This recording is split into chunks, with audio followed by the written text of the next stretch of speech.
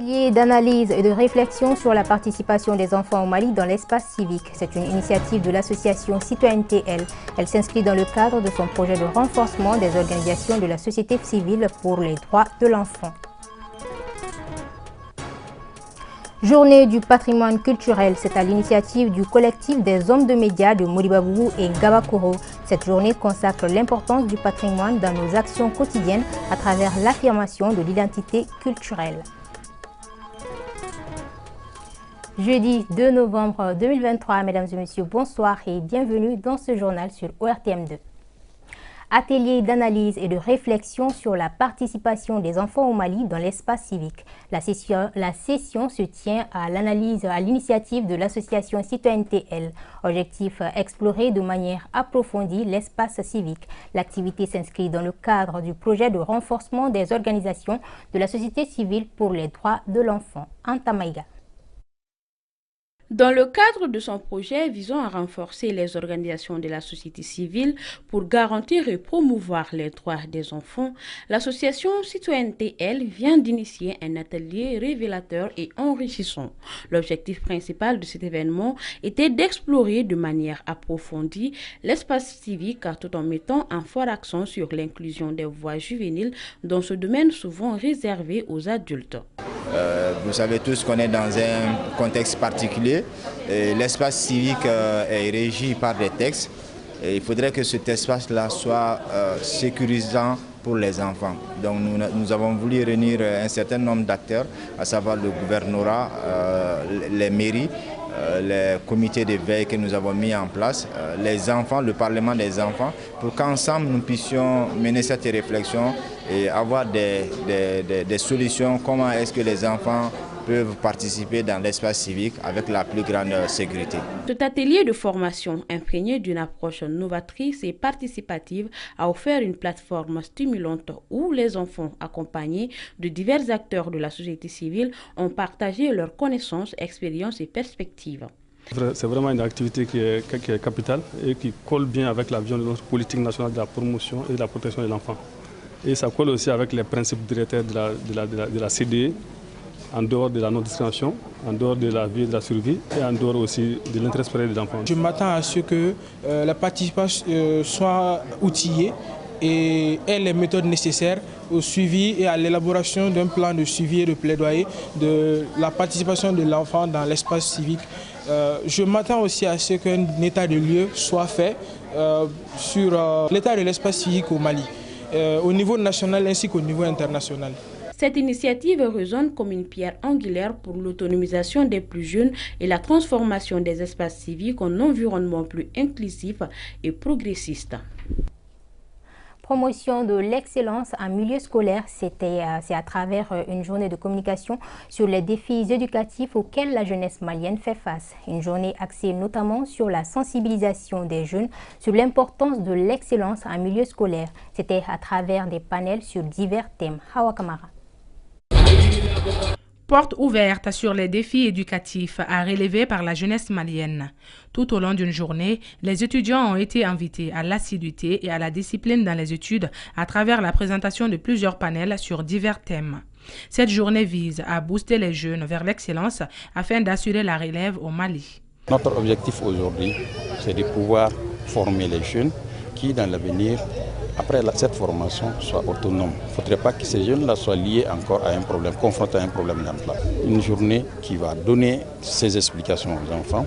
Quelle est notre ambition pour cette jeunesse-là aujourd'hui? Fortement mobilisés pour l'occasion, les étudiants ont manifesté leur intérêt pour cette rencontre du donner et du recevoir. Ils se disent par ailleurs enclins à se consacrer corps et âme aux études afin d'apporter leur pierre à l'édifice national. Les enseignants-chercheurs, ils ont prodigué des conseils qui sont utiles dans l'avenir. L'avenir du pays dépend de nous, donc nous devrons montrer l'exemple. La journée de l'intégration, première du genre, est l'une des principales activités sur lesquelles les organisateurs ont misé pour la formation des élites au Mali. Réappropriation de nos valeurs culturelles, c'est sous ce thème que le collectif des hommes de médias de Moribabougou et Ngabakoro a organisé une journée de patrimoine culturel. Ainsi, les membres du collectif veulent s'appuyer sur la culture comme boussole pour mieux s'affirmer. Aïssa Dadit Koumakani. L'homme de culture doit être un inventeur d'âme. Le collectif des hommes des médias de Moribabougou et de Tabakoro veut faire sien cette citation d'Aimé Césaire en organisant cette journée culturelle. Journée au cours de laquelle elle a cité en exemple plusieurs ethnies qui valorisent la culture malienne à travers leur accoutrement. Parmi celles-ci, des Soninké, des Boubou, des Peuls, des Dougons et des Bambara. L'activité qui est à sa première édition a un objectif bien défini. Qui dit homme des médias parle aussi de promotion culturelle. Parce que les gens pensent que notre mission c'est seulement le traitement et la diffusion de l'information, mais nous avons aussi une grande part dans la promotion culturelle. Donc ça c'est la première raison. Deuxième raison, nous savons aussi que Mourabougou et Ngabakoro-Droit ont un patrimoine culturel très riche. Donc il est important d'en parler. Et nous, en tant qu'hommes des médias, nous avons un rôle à jouer là-dedans. Notre rôle, ça peut être de créer des cadres comme tels, et comme c'est celui-ci, donc pour sensibiliser les gens et puis essayer de dire aux gens quelles sont les causes. C'est pourquoi nous avons fait l'historique de la culture malienne. Et c'est à la jeunesse que ce message doit être adressé. C'est pourquoi nous avons choisi comme cadre une école. Parce que la formation, ça commence par là. Au dire des organisateurs, aucun pays ne se développe sans sa culture.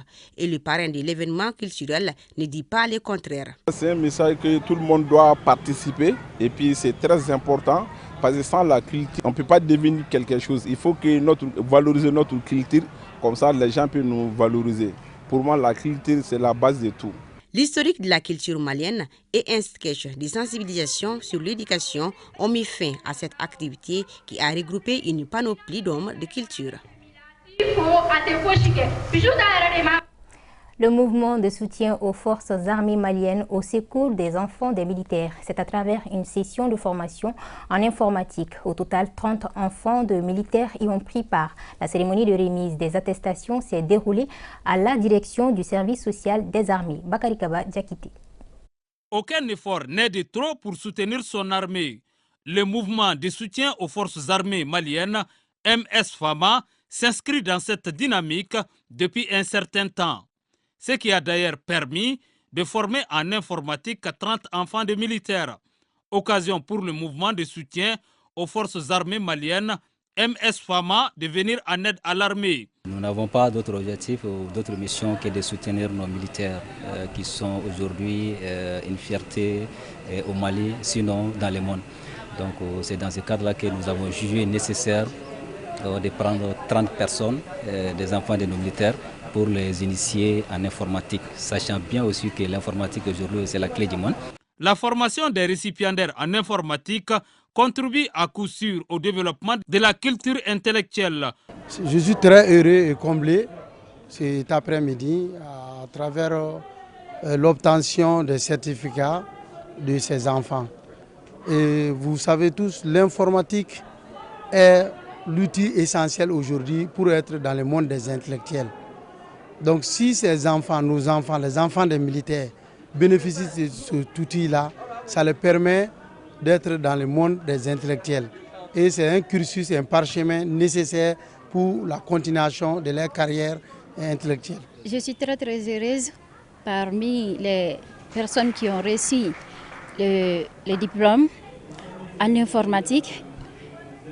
Je remercie M. Dambélé. La remise d'attestation aux récipiendaires pour leur effort à boucler la cérémonie. De la littérature dans ce journal, celui qui donne le vieux baobab et le vieux chêne, mariage par correspondance. Ainsi s'intitule 3 œuvres à l'actif des nommés Daouda Keïta. Elles ont été respectivement publiées en 2016, en 2020 et en 2021. Ces parutions viennent d'être présentées au public au cours d'une cérémonie au centre Djoliba. Reportage Astanso. 3 pour le prix d'un. Se dit-on si bien à ce public qui vient suivre la présentation des 3 parutions de l'écrivain franco-malien Daouda Keïta. Il s'agit notamment des recueils de poèmes Celui qui donne, Le vieux baobab et le vieux chêne, ainsi que du roman Mariage par correspondance. Si les 2 premiers font planer les lecteurs à travers des vers, le dernier relate l'apassionnante histoire d'un couple. Ces livres, par exemple les recueils de poèmes, ça parle des réalités concrètes. Que j'ai vécu ici, que j'ai vécu là-bas, Et c'est très très important, ça parle de la géopolitique, ça parle de l'immigration en France et tout. Le roman Mariage par correspondance, ça parle de la réalité, ça parle des temps modernes aussi, des échanges et tout, des mariages entre les Européens et les Africains. Pour cet amoureux des livres, le roman Mariage par correspondance est un régal pour l'esprit. Une histoire passionnante que l'écrivain a su partager avec son public, leur faisant découvrir ou redécouvrir l'amour d'une certaine époque. C'est un livre qui est très informatif sur le Mali d'une certaine période, les années 70, les années 80. Donc sur cette période-là, il y a des informations très intéressantes. Personnellement, j'ai été très impressionné par la qualité d'écrivain surtout. Ce que j'ai retenu également, c'est le sens de la famille, de l'amitié qui transparaît à travers ce livre-là. Mordu de la lecture et passionné par l'écriture, l'auteur des recueils parus en 2016 et 2020 et du roman publié en 2021, Daouda Keita n'entend pas s'arrêter en si bon chemin.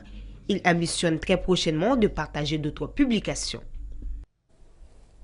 Et cette nouvelle sportive championnat national de Ligue 1 fin ce jeudi de la première journée. Grosse sensation, le promu ATS de Koro, Arsenal Talent Sport, a dominé l'équipe des 11 créateurs de Nyarila 3-0. Le Djoliba AC a été battu 2-1 par l'Union sportive de Bougouni. Le stade malien de Bamako et l'USFAS font match nul, 1-0. L'AS Bakaridjan de Baroueli et l'ASCO se neutralisent 0-0. La deuxième journée est déjà programmée ce week-end.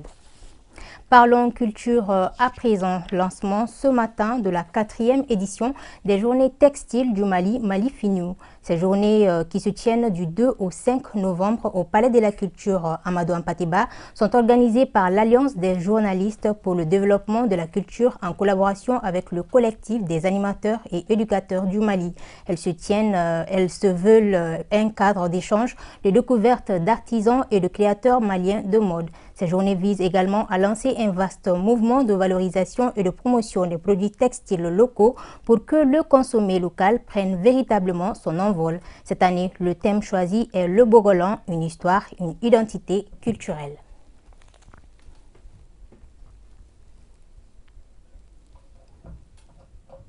Voilà, c'est la fin de cette édition. Grand merci à vous de l'avoir suivi. Tout à l'heure, retrouvez Kibarou avec Mariam Kassambara. D'ici là, portez-vous bien et bonne suite de nos programmes.